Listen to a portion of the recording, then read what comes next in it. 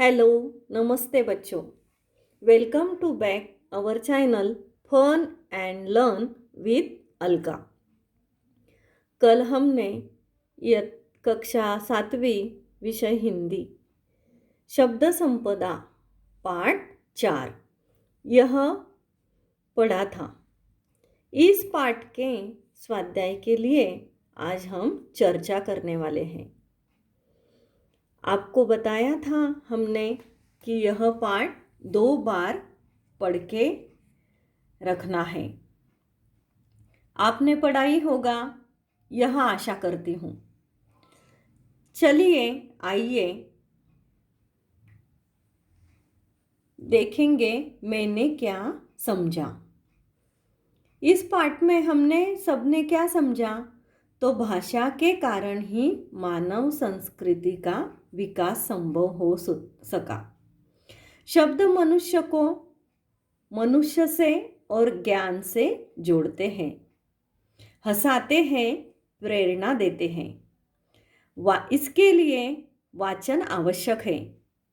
हमारी शब्द संपदा बढ़ने के लिए हमें रोज वाचन करना आवश्यक है और आप वाचन करते ही रहना है।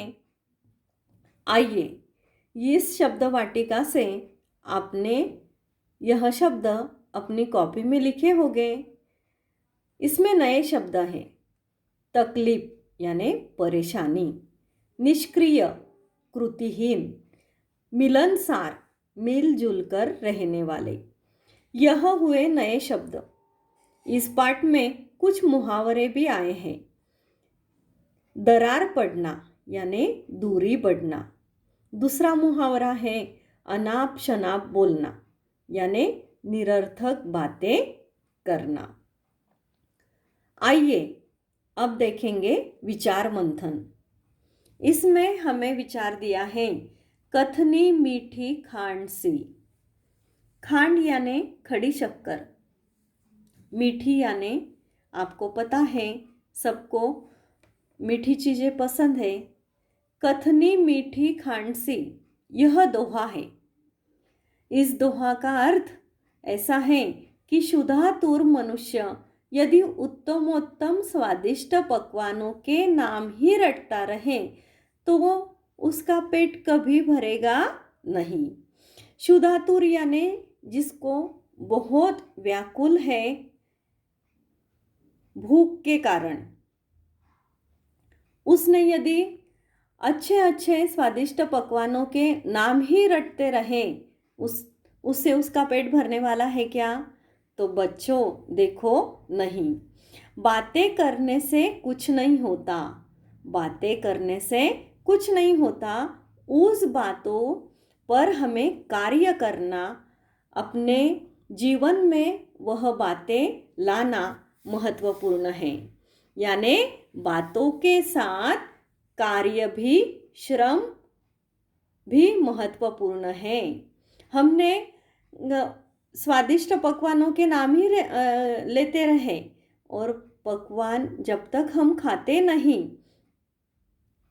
तब तक हमारा पेट नहीं भरेगा। इसीलिए संत महापुरुष कहते हैं कि जैसे हमारी वाणी वैसा हमारा कर्म होना चाहिए, जैसे हमारे संकल्प वैसे हमारे कार्य होने चाहिए। आगे चलिए, सदैव ध्यान में रखो। क्या रखना है ध्यान में?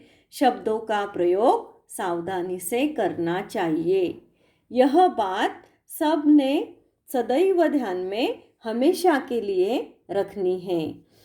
चलिए आगे के पेज पर हम देख रहे हैं कि खोजबीन।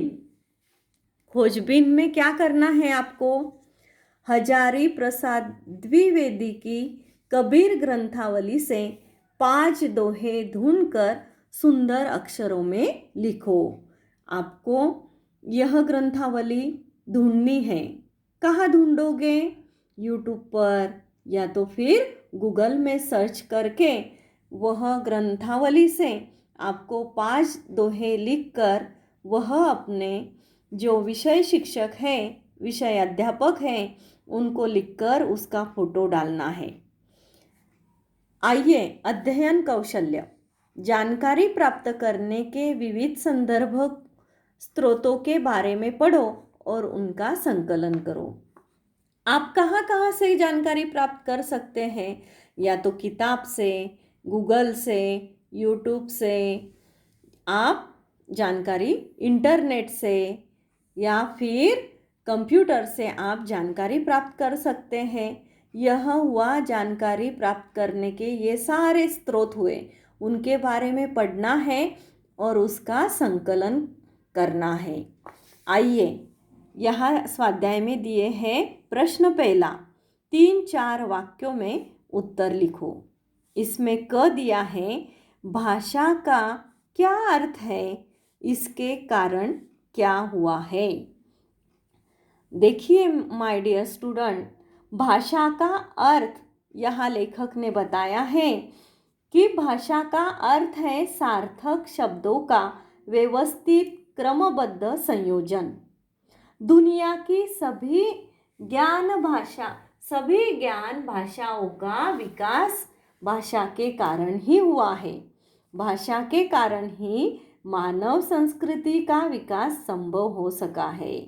यह इस प्रश्न का उत्तर हुआ। दूसरा है ख, भाषा समृद्ध कैसे होती है। आइए, इसका जवाब हम देखेंगे। एक भाषा से दूसरी भाषा के शब्दों के आने से भाषा समृद्ध होती है। कुछ भाषाओं के शब्द किसी भी अन्य भाषा से मित्रता कर लेते हैं और उन्हीं में ही एक बन जाते हैं। इस प्रकार अनेक भाषाओं के शब्दों के आने से हमारी भाषा समृद्ध होती है। आइए, प्रश्न दूसरे की ओर जाते हैं। शब्दों के बारे में लेखक के विचार बताओ। शब्दों का संसार बड़ा विचित्र होता है। शब्दों में बड़ी ताकत होती है।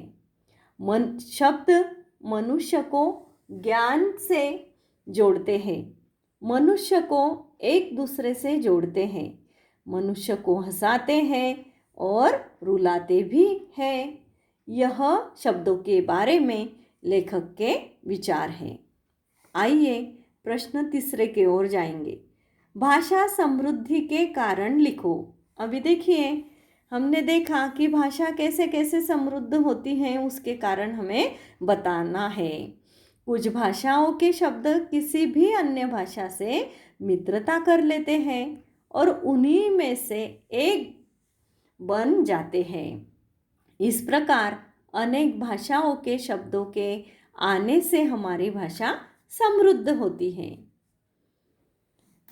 अभी देखेंगे प्रश्न 4, वाचन संस्कृति बढ़ाने से होने वाले लाभ लिखो। इसके लाभ हमें लिखने हैं। कम से कम शब्दों में अर्थपूर्ण बोलना और लिखना एक कला है। यह कला विविध पुस्तकों के वाचन से ही प्राप्त होती है। वाचन संस्कृति बढ़ाने से शब्द संपदा बढ़ेगी। यह इसके लाभ है। इसीलिए हमें रोज कुछ ना कुछ पढ़ना है और लिखना है। वाचन करना हमारे लिए बहुत ज़रूरी है। आइए बच्चों, आगे बढ़ते हैं भाषा की ओर। नीचे दिए गए वाक्य पढ़ो और उपयुक्त शब्द उचित जगह पर लिखो। आइए, यह रेलगाड़ी के डिब्बे दिख रहे हैं आपको। इसमें दो दो शब्द हैं। पहला है मिल, दूसरा है मील। लक्ष्मी डैश डैश यहाँ से 10 डैश डैश दूरी पर है। लक्ष्मी, मील, मील यानी फैक्ट्री। यहाँ देखिए कौन सा मील, दोनों शब्द सरीखे हैं। यहाँ खाली मात्रा में बदल है। मात्रा बदल गई तो अर्थ बदल जाता है। देखिए, इस मील का अर्थ है फैक्ट्री। यहाँ से 10 मील दूरी पर है। इस मील का अर्थ है किलोमीटर, यानी यहाँ ये मील शब्द ने उसकी दूरी नापी है। इस प्रकार यहाँ ये मील शब्द और दूसरे रिक्त स्थान में दूसरा मील शब्द। आइए चलिए, प्रण और प्राण। डैश डैश छोड़ दूंगा पर डैश डैश नहीं छोड़ूंगा। यहाँ आएगा प्राण छोड़ दूंगा पर प्रण नहीं छोड़ूंगा। आगे बढ़ते हैं, हंस और हंस। हंस को देखकर रुचिका हंस पड़ी।